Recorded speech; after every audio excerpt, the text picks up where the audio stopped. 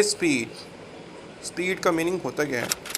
Speed means how quickly an object moves a distance, मतलब कितनी तेज़ी से कोई ऑब्जेक्ट मूव करता है उसे हम स्पीड कहते हैं।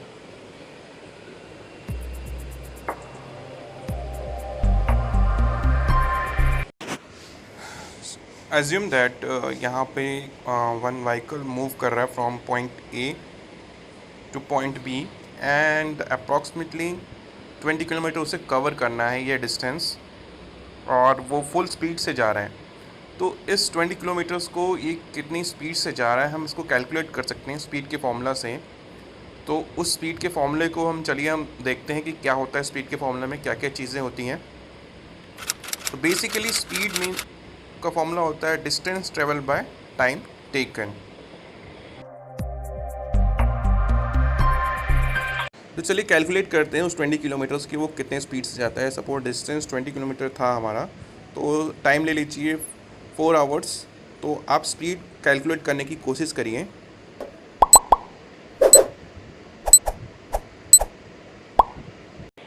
तो डिस्टेंस अपॉन टाइम हो गया हमारा 5 किलोमीटर्स पर आवर, और यहाँ किलोमीटर पर आवर स्पीड का यूनिट है। Then let's talk what is average speed of an object in motion. Motion में किसी ऑब्जेक्ट का एवरेज स्पीड क्या होता है? तो सपोज़ यहाँ व्हीकल मूव कर रहा है, डिस्टेंस d1 वो 20 किलोमीटर्स मूव करता है टाइम t1 2 आवर्स में, और d2 वो कवर करता है t2 टाइम 3 आवर्स में, और d3 वो कवर करता है टाइम t3 5 आवर्स में। इसकी हम एवरेज स्पीड निकालते हैं। तो एवरेज स्पीड निकालने से पहले उसका फॉर्मूला देखते हैं।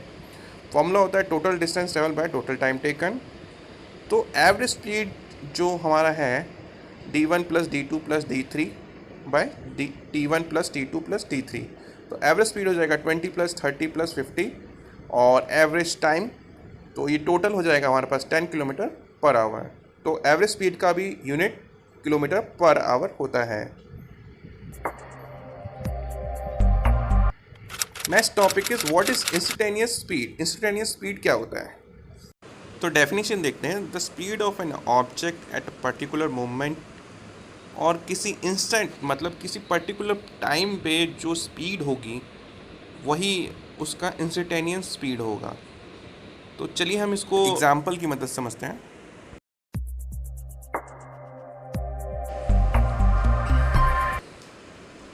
तो सपोज़ यहाँ व्हीकल मूव कर रहा है, तो यहाँ पे जो t1 टाइम t1 पे जो 20 किलोमीटर है वो उसका उस टाइम पे इंस्टेंटेनियस स्पीड है। वैसे ही t2 और t3 पे भी जो स्पीड है वो इंस्टेंटेनियस स्पीड है। तो नेक्स्ट टॉपिक आता है व्हाट इज़ वेलोसिटी। वेलोसिटी होता है क्या है, चलिए हम उसकी डेफिनेशन देखते हैं। तो velocity is vector quantity, means इसके पास मैग्नीट्यूड भी होता है और डायरेक्शन भी होता है। तो और मीनिंग होता है the rate at which an object change its position, मतलब किस टाइम पे कैसे ऑब्जेक्ट अपनी पोजीशन चेंज कर रहा है उसको हम वेलोसिटी कहते हैं। तो वेलोसिटी का फॉर्मूला है डिस्प्लेसमेंट अपॉन टाइम।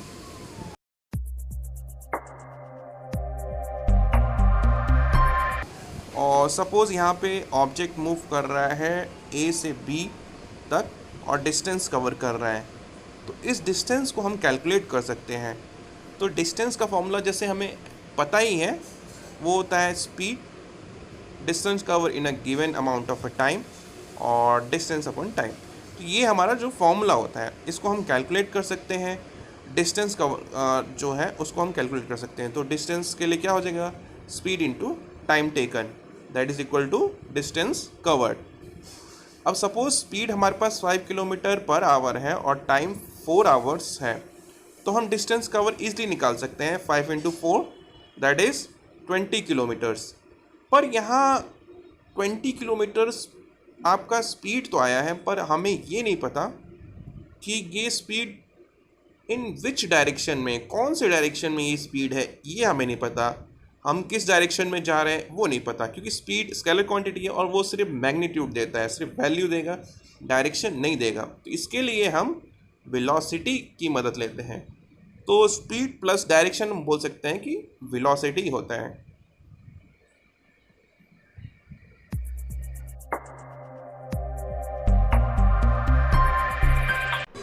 तो डिस्प्लेसमेंट मीन्स शॉर्टेड डिस्टेंस, और डिस्प्लेसमेंट इम्पॉर्टेंट है वेलोसिटी फाइंड करने के लिए, और ये वेक्टर क्वांटिटी है तो वेलोसिटी भी वेक्टर क्वांटिटी होना चाहिए। चलिए हम देखते हैं।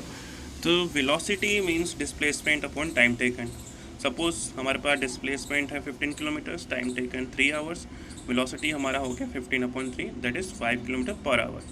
तो यहाँ पे किलोमीटर पर आवर आप देख रहे हैं कि स्पीड की तरह ही ये भी यूनिट है किलोमीटर पर आवर, पर यहाँ पे डायरेक्शन इंक्लूडेड है क्योंकि डिस्प्लेसमेंट की डायरेक्शन थी साउथ ईस्ट डायरेक्शन, तो वेलोसिटी की भी डायरेक्शन साउथ ईस्ट ही होगी, और ये दोनों वेक्टर क्वांटिटी हैं। Next question is what is acceleration. Acceleration क्या होता है?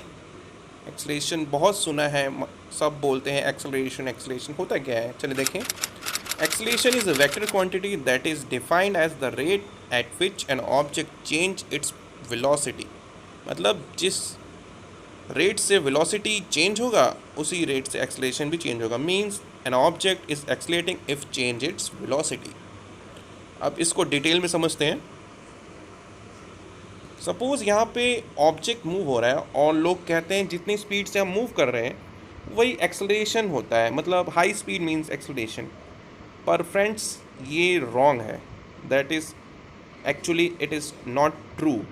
चलिए समझते हैं कैसे। तो एक्सेलरेशन फाइंड करने के लिए हम चीज़ें देखते हैं जो हमें रिक्वायरमेंट होती है, वो होती है final velocity, initial velocity and time taken.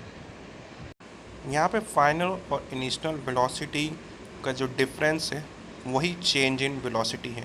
तो चेंज इन वेलोसिटी अगर करेगा टाइम के संग तो एक्सेलरेशन होगा।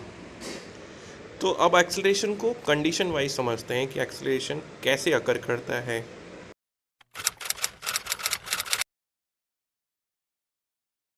सपोज़ यहाँ पे ऑब्जेक्ट अपनी पोजीशन चेंज कर रहा है टाइम के संग, तो वेलोसिटी चेंज हो रहा है।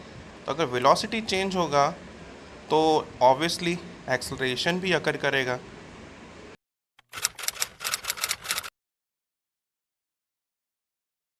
अब सेकंड कंडीशन जो है, हमने पहला कंडीशन देख लिया कि वो टाइम के संग चेंज हो रहा है। यहाँ वेलोसिटी डायरेक्शन में चेंज हो रहा है, जैसे भी डायरेक्शन आ रहा है वैसे वेलोसिटी चेंज हो रहा है। तो वेलोसिटी अगर डायरेक्शन से चेंज हो रहा है तो ऑब्वियसली यहाँ पर भी एक्सेलरेशन होगा, पर यहाँ पे स्पीड जो होगी डायरेक्शन के टाइम वो कांस्टेंट होगी।